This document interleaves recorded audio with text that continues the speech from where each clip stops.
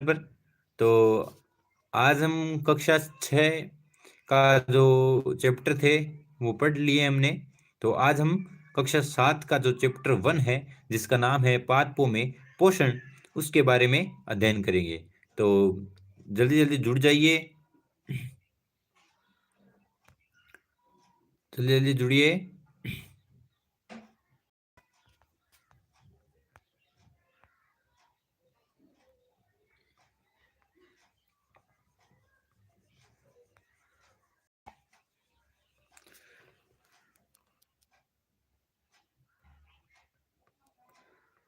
तो हम तो जुड़िए जल्दी से, वीडियो को स्टार्ट करते हैं। चैप्टर का नाम है पादपों में पोषण। जो हमारा जो कक्षा 7 का जो चैप्टर है उसका नाम है पादपों में पोषण। इसमें हमारा जो पहला टॉपिक है वो है पोषक क्या होते हैं, यानी पोषक के बारे में हम अध्ययन करेंगे। तो देखिए, कार्बोहाइड्रेट, प्रोटीन, वसा, विटामिन एवं खनिज भोजन के घटक है। यानी जितने भी कार्बोहाइड्रेट, प्रोटीन, वसा, विटामिन और जो जो पोषक तत्व हैं वो सभी क्या है, भोजन में विद्यमान होते हैं। भोजन के ये घटक हमारे शरीर के लिए आवश्यक है, और ये भोजन के जो ये घटक हैं जितने भी, ये सभी हमारे शरीर के लिए क्या है, पूर्ण रूप से आवश्यक है। इन्हीं घटकों को क्या कहा जाता है, पोषक कहा जाता है। ठीक है दोस्तों, आगे बात करते हैं।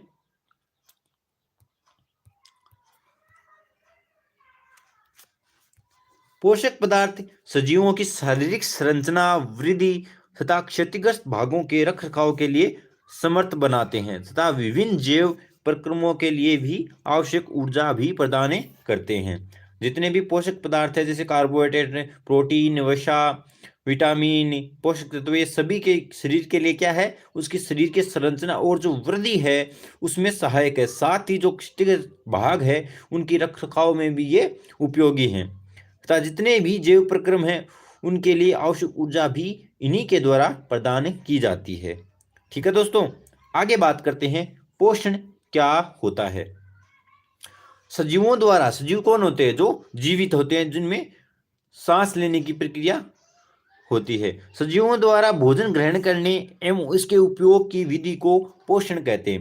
यानी सजीव है उनके द्वारा भोजन को ग्रहण कर लिया जाता है, और इस पूर्ण विधि को या इसके उपयोग की जो विधि है उसको पोषण कहते हैं। यानी भोजन ग्रहण करने तथा इसके उपयोग की जो पूर्ण विधि है उसी को क्या कहते हैं, पोषण कहते हैं। आगे बात करते हैं पादपों में पोषण की विधियां। पादपों में जितनी भी पोषण की जो विधियां हैं उनके बारे में हमें अध्ययन करेंगे। तो इसमें हमारे दो दो हैं, दो विधियां हैं, एक है सुपोषी, एक है विषमपोषी। तो सबसे पहले हम बात करेंगे स्वपोषी के बारे में। पोषण की वह विधि जिसमें जीव अपना भोजन स्वयं संश्लेषित करते हैं स्वपोषण कहलाती है। अतः ऐसे पादपों को स्वपोषी पादप कहते हैं या स्वपोषी कहते हैं। पोषण की विधि, जिसमें जीव, जितने भी जीव, जीव का मतलब पौधे और जो जंतु है वो इसमें जीव में आ जाते हैं। तो वे जीव जो अपना भोजन स्वयं बना लेते हैं या संश्लेषित कर लेते हैं उन्हें स्वपोषणी कहते हैं। और इस प्रकार की जो विधि है, ऐसे पादपों को स्वपोषी पादप या जीव कहते हैं। ठीक है दोस्तों, आगे बात करते हैं विषमपोषी। जंतु एवं अधिकतर अन्य जीव पादपों द्वारा संश्लेषित भोजन ग्रहण करते हैं, उन्हें विषमपोषी कहते हैं। यानी जंतु और कुछ अन्य जीव हैं जो क्या करते हैं, पादप द्वारा बनाए गए भोजन को ही क्या करते हैं, ग्रहण करते हैं, उन्हें हम विषमपोषी कहते हैं। ठीक है दोस्तों, आगे बात करते हैं प्रकाश संश्लेषण में खाद्य संश्लेषण का प्रक्रम। यानी प्रकाश संश्लेषण किस प्रकार होता है और उनमें भोजन का निर्माण है वो किस प्रक्रम द्वारा होता है उसके बारे में देखेंगे। पत्तियां पादप की खाद्य फैक्ट्रियां हैं, यानी पत्तियों के द्वारा ही भोजन का निर्माण किया जाता है, इसीलिए पत्तियों को क्या कहा जाते हैं, पादप का खाद्य फैक्ट्रियां कही जाती हैं। पादपों में खाद्य पदार्थों का संश्लेषण उनकी पत्तियों में होता है, और पादपों में जो भोजन निर्माण की प्रक्रिया है उसका संश्लेषण पत्तियों में होता है। मृदा में उपस्थित जल एवं खनिज जड़ द्वारा अवशोषित किए जाते हैं। और जो रेत या मृदा है उसमें जल एवं जो खनिज तत्व होते हैं वो जड़ द्वारा क्या कर लिए जाते हैं, खींच लिए जाते हैं या फिर अवशोषित कर लिए जाते हैं तथा तने के माध्यम से पत्तियों तक पहुंचाए जाते हैं। और जो जमीन से जो खनिज तत्व है या जो जल है उसको अवशोषित किया जाता है जड़ों द्वारा, उसके वहां से फिर तने के माध्यम से पत्तियों तक पहुंचाया जाता है। पत्ती की सतह पर उपस्थित सूक्ष्म रंध्रों द्वारा वायु में उपस्थित कार्बन डाइऑक्साइड यानी CO2 प्रवेश करती है। ये रंध्र द्वार कोशिकाओं द्वारा घिरे होते हैं। छिद्रों को रंध्र कहते हैं। ऐसे छिद्रों को क्या कहते हैं, रंध्र कहते हैं। ठीक है दोस्तों,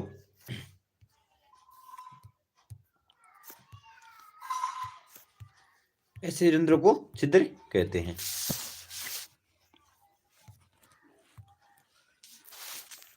सॉरी थोड़ा सा वापस आते हैं।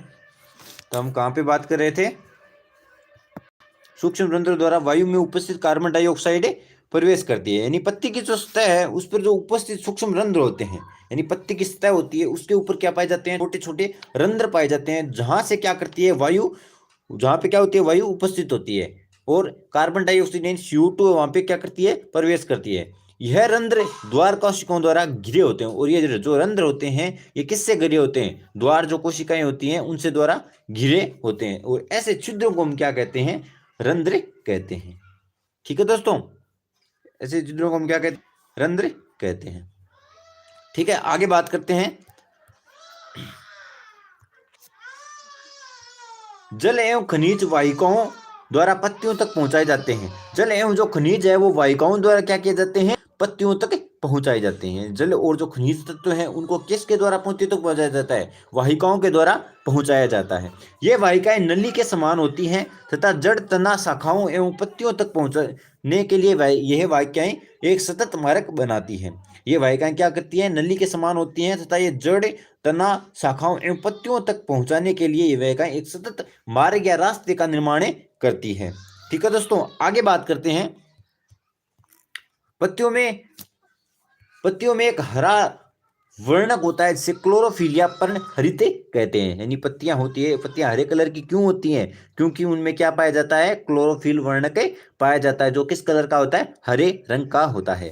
क्लोरोफिल सूर्य के प्रकाश की ऊर्जा का संग्रहण करने के में पत्ती की सहायता करता है। और जो क्लोरोफिल, जो पत्तियों में जो क्लोरोफिल पाया जाता है वो सूर्य की जो प्रकाश है उसकी ऊर्जा का क्या करता है, संग्रहण करता है और पत्ती की सहायता करता है। यानी पत्ती की मदद है वो क्या कौन करता है, क्लोरोफिल करता है प्रकाश संश्लेषण की क्रिया में। इस ऊर्जा का उपयोग जल एवं CO2 से खाद्य संश्लेषण में होता है।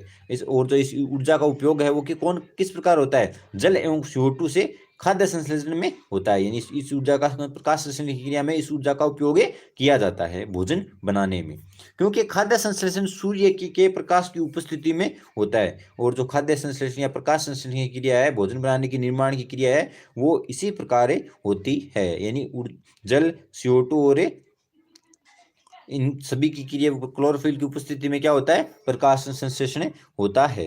और प्रकाश संश्लेषण के बारे में हम पिछले कक्षा 6 के चैप्टर में हमें पढ़ भी चुके हैं, चैप्टर नंबर 7 में। ठीक है दोस्तों, अगर आपने वो वीडियो नहीं देखा है तो जाओ और जाकर वीडियो जरूर देखें। आगे बात करते हैं शैवाल क्या होते हैं। शैवाल क्या होते हैं।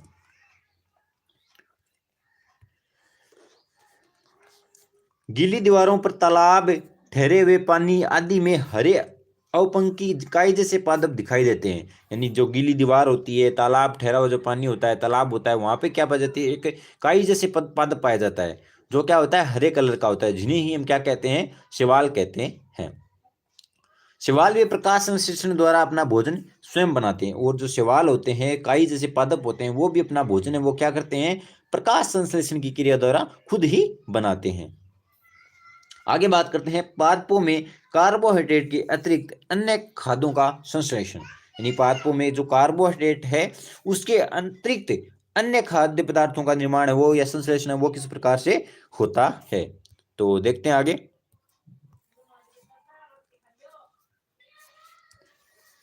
प्रकाश संश्लेषण प्रक्रम द्वारा पादप का कार्बोहाइड्रेट का संश्लेषण करते हैं, यानी प्रकाश संश्लेषण की प्रक्रम द्वारा ही पादप क्या करते हैं, कार्बोहाइड्रेट का निर्माण करते हैं। कार्बोहाइड्रेट कार्बन, हाइड्रोजन एवं ऑक्सीजन से बनते हैं, यानी कार्बोहाइड्रेट है वो किससे बनते हैं, एक कार्बन से, ऑक्सीजन तत्वों से बनते हैं। इनका उपयोग खाद्य के अन्य घटकों के संश्लेषण में भी होता है, परंतु प्रोटीन नाइट्रोजनी पदार्थ है जिनमें कार्बन, ऑक्सीजन एवं हाइड्रोजन के अतिरिक्त नाइट्रोजन भी पाई जाती है। यानी कहना चाह रहा है कि प्रोटीन है वो क्या है, एक नाइट्रोजनी पदार्थ है जिसमें कार्बन पाया जाता है, ऑक्सीजन पाया जाता है, हाइड्रोजन भी पाया जाता है। इसके अतिरिक्त एक नाइट्रोजन तत्व भी उपस्थित होता है, इसीलिए प्रोटीन को नाइट्रोजनी पदार्थ कहते हैं। ठीक है दोस्तों, आगे बात करते हैं। वायु में नाइट्रोजन गैसीय अवस्था में प्रचुर मात्रा में पाई जाती है, परंतु पादप इसका अवशोषण इसी रूप में नहीं कर सकते, यानी जो पादप है वो नाइट्रोजन का सीधे रूप में उपयोग है वो नहीं कर सकते।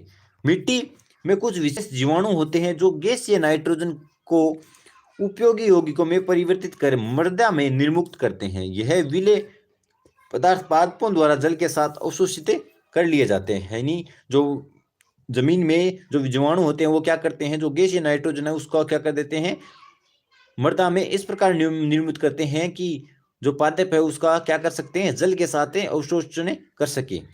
ठीक है दोस्तों, आगे बात करते हैं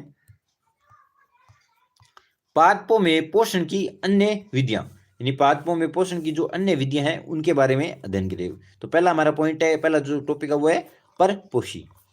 कुछ पौधे जिनमें क्लोरोफिल नहीं होता, अतः ये अपना भोजन उस पादप से प्राप्त करते हैं जिस पर ये आरोहित रहते हैं या रहते हैं, वह पादप परपोषी कहलाता है। उदाहरण है अमरबेल। यानी परपोषी का मतलब है कि वे कुछ पौधे ऐसे भी हैं जिनमें क्लोरोफिल है वो नहीं पाया जाता, पत्तियों में क्या नहीं पाया जाता, पर्णहृदय या क्लोरोफिल है वो नहीं पाया जाता है, इसलिए ये अपना भोजन है उस पादप से यानी किसी अन्य पादप से प्राप्त करते हैं जिस पर ये रहते हैं, तो वे पादप क्या कहलाते हैं, परपोषी कहलाते हैं। जैसे अमरबेल, अमरबेल है वो क्या है, एक बेल है और वो किसी अन्य पादप पर पाई जाती है, जिससे वो क्या करती है, अपना भोजन है अन्य पादप से अपना भोजन है वो क्या करती है, प्राप्त करती है। अगला हमारा जो है परजीवी। अमरबेल जैसे पादप परपोषी को अमूल्य पोषकों से वंचित करते हैं, अतः इन्हें परजीवी कहते हैं। अमरबेल जो पादप है वो क्या करता है कि अन्य पादप पर रहता है, तो उस पादप के जो जो उस पादप में जो पोषक तत्व होते हैं उनसे वो क्या कर लेता है, उनको खुद ग्रहण कर लेता है और उसको क्या कर देता है, वंचित रख देता है। तो इन्हीं पादपों को क्या कहते हैं, परजीवी पादप कहते हैं। ठीक है दोस्तों, आगे बात करते हैं कीटभक्षी पादप। ऐसे पादप जो नाइट्रोजन की कमी पूरी करने के लिए कीटों अथवा छोटे जीवों का भक्षण करते हैं, यानी नाइट्रोजन जो तत्व है उसकी कमी को पूरा करने के लिए वे पादप जो कीटों को खाते हैं और छोटे जो जीव होते हैं उनको खाते हैं, जिनका भक्षण करते हैं, वो क्या कहलाते हैं, कीटभक्षी पादप वो कहलाते हैं। यह आंशिक रूप से विषमपोषी होते हैं, और ये विषमपोषी होते हैं जो आंशिक रूप से क्या होते हैं, विषमपोषी होते हैं, जो दूसरे पादपों से क्या करते हैं, अपना भोजन ग्रहण करते हैं। उदाहरण है वीनस फ्लाई ट्रैप तथा संड्यू, ये इसके कीटभक्षी पादपों के उदाहरण हैं। आगे बात करते हैं, चौथा जो हमारा पॉइंट है जो वह है मृत जीवी। ऐसे जीव जो किसी मृत अथवा विघटित जैविक पदार्थों से पोषक तत्व प्राप्त करते हैं उन्हें मृत जीवी कहते हैं, क्या कहलाते हैं। उदाहरण है कवक या फंजाई। ऐसे जीव क्या करते हैं, मरे हुए या और जो विघटित जो जैविक पदार्थ होते हैं उनको क्या करते हैं, पोषक तत्व प्राप्त करते हैं, उनसे क्या करते हैं, पोषक तत्व जो कार्बोहाइड्रेट, प्रोटीन है वो आदि प्राप्त करते हैं। ऐसे जीवों को मृतजीवी कहते हैं, और इसका उदाहरण है कवक या फंजाई। कवक को ही क्या कहते हैं, इंग्लिश में फंजाई बोलते हैं। आगे बात करते हैं, कवक या फंजाई है वो आचार, चमड़े, कपड़े एवं अन्य पदार्थों पर उगते हैं। यह नम एवं उष्ण स्थानों में भी उगते हैं। यीस्ट एवं छत्रक जैसे अन्य कवक उपयोगी भी होते हैं तथा कुछ औषधि के रूप में भी उपयोग होते हैं, जैसे पेनिसिलियम नोटेटम। तो कुछ जैसे कवक है ये और जो फंजाई बोलते हैं, ये क्या कहाँ पे उगते हैं, आचार हो जो सड़ा पुराना जो आचार है, चमड़ा है या कपड़े जो गंदे कपड़े में क्या होते हैं, उगते हैं, और ये ज्यादातर जो नम स्थान होते हैं उन पे उगते हैं। यीस्ट एवं छत्रक जैसे अन्य कवक है वो क्या है, उपयोगी भी होते हैं, और कुछ है वो क्या किए जाते हैं, अनुपयोगी भी होते हैं, और कुछ जो उपयोगी होते हैं उनसे औषधि का निर्माण भी किया जाता है, जैसे पेनिसिलियम नोटेटम का निर्माण।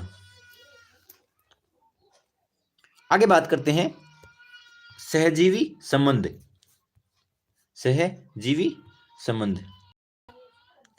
कुछ जीव एक दूसरे के साथ रहते हैं तथा अपना आवास एवं पोषक तत्व एक दूसरे के साथ बांटते हैं, उन्हें सहजीवी संबंध कहते हैं। यानी कुछ जीव क्या करते हैं, एक साथ रहते हैं, अपना जीवन काल है वो एक साथ बिताते हैं तथा अपना आवास जो जगह है उसको में भी क्या रखते हैं, संबंध रखते हैं तथा पोषक तत्वों को भी क्या करते हैं, एक साथ एक दूसरे के साथ बांटते रहते हैं। तो उन्हें क्या कहते हैं, सहजीवी संबंध है वो कहते हैं। उदाहरण के रूप में बात करें तो लाइकेन है वो क्या है, एक सहजीवी संबंध बनाने वाला जीव है जो क्या है, और दूसरा है कुछ वृक्षों की जड़ों में रहने वाले कवक है, वो भी क्या करते हैं, वो भी क्या सहजीवी संबंध है वो बनाते हैं। ठीक है दोस्तों, आगे बात करते हैं मृदा में पोषकों की पूर्ति। मृदा में पोषकों की पूर्ति। पादप मृदा से खनिज तत्व जैसे नाइट्रोजन, पोटेशियम और फास्फोरस जैसे आदि को अवशोषित करते हैं। यानी पादप वो क्या करते हैं, मृदा है जो रोहित है उससे खनिज तत्व है जैसे नाइट्रोजन हो गया, पोटेशियम हो गया, फास्फोरस जो तत्व है आदि को क्या करता है, अवशोषित करता है, जिसने मृदा में इनकी कमी को पूरा करने के लिए उर्वरक एवं खाद का प्रयोग किया जाता है। और अगर किसी मृदा में है वो जो नाइट्रोजन, पोटेशियम और फास्फोरस है इनकी क्या हो गई है, कमी हो गई है, तो इनकी कमी को पूरा करने के लिए इनमें उर्वरक और खाद का प्रयोग किया जाता है। फसल कटाई के बाद भूमि में नाइट्रोजन की कमी हो जाती है। यानी फसल जब कट जाती है तो उसके बाद भूमि में क्या हो जाती है, नाइट्रोजन है उसकी कमी हो जाती है, क्योंकि उन पादपों के द्वारा नाइट्रोजन को क्या कर लिया जाता है, ग्रहण कर लिया जाता है, उनके बाद उसकी कटाई कर ली जाती है, जिसके कारण पादपों में नाइट्रोजन की कमी या भूमि में भी नाइट्रोजन की, पादपों में भी नाइट्रोजन की वृद्धि और भूमि में नाइट्रोजन की कमी हो जाती है। और पौधे वायुमंडल की नाइट्रोजन को सीधे अवशोषित नहीं कर सकते, पौधे नाइट्रोजन को विलेय रूप में अवशोषित कर सकते हैं। आगे बात करते हैं चना, मटर, मूंग, सेम तथा अन्य फलीदार पादपों की जड़ों में राइजोबियम जीवाणु होते रहते हैं जो वायुमंडलीय नाइट्रोजन को विलेय पदार्थ में परिवर्तित कर देते हैं। राइजोबियम जीवाणु सहजीवी संबंध प्रदर्शित करते हैं। यानी चना, मटर और जो मूंग और सेव है, जो फलीदार पादप है, उनकी जड़ों में क्या पाया जाता है, राइजोबियम नाम का एक जीवाणु पाया जाता है जो वायुमंडल की जो नाइट्रोजन है उसको क्या कर देता है, विलेय पदार्थ में परिवर्तित कर देता है, और जिसे फिर पादप वो क्या कर लेते हैं, उपयोग में ले सकते हैं। राइजोबियम जो जीवाणु है वे सहजीवी संबंध को क्या करता है, दर्शाता या प्रदर्शित करता है। ठीक है दोस्तों, आगे बात करते हैं कोशिका। नोट में हमने लिखा है कोशिका क्या है, तो देखिए कोशिका क्या है।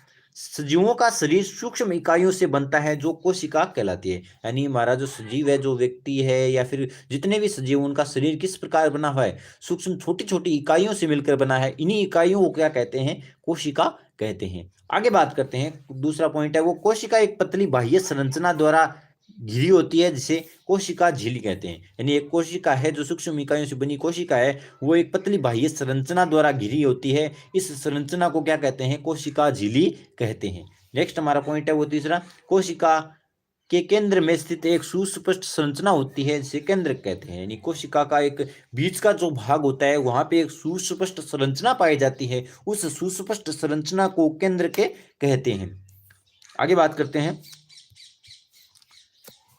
केंद्र चारों ओर से जेली के समान एक पदार्थ से घिरा होता है जिसे कोशिका द्रव्य कहते हैं। यानी कोशिका के बीच में जो एक सुस्पष्ट संरचना पाई जाती है जिसे हम केंद्र कहते हैं, उस केंद्र के चारों ओर एक जेली के समान एक पदार्थ है, वो पदार्थ घिरा रहता है, उस पदार्थ को हम क्या कहते हैं, कोशिका द्रव्य कहते हैं। ठीक है दोस्तों, तो आज हमने कक्षा 7 का चैप्टर नंबर 1 पादपों में पोषण के बारे में अध्ययन किया। तो अगर आपको ये वीडियो पसंद आया हो तो वीडियो को लाइक करें, वीडियो पर कमेंट करें और वीडियो को शेयर करें। अगर आपको वीडियो अच्छा लगा हो तो ज़रूर कमेंट करके बताएं कि वीडियो कैसा लगा आपको। अच्छा लगा तो अच्छा बताइए, अगर बढ़िया नहीं लगा तो बढ़िया बता दीजिए। ठीक है दोस्तों, तो प्लीज़ कमेंट ज़रूर करें और लाइक और शेयर जरूर करें, चैनल को सब्सक्राइब करना ना भूलें। तो धन्यवाद।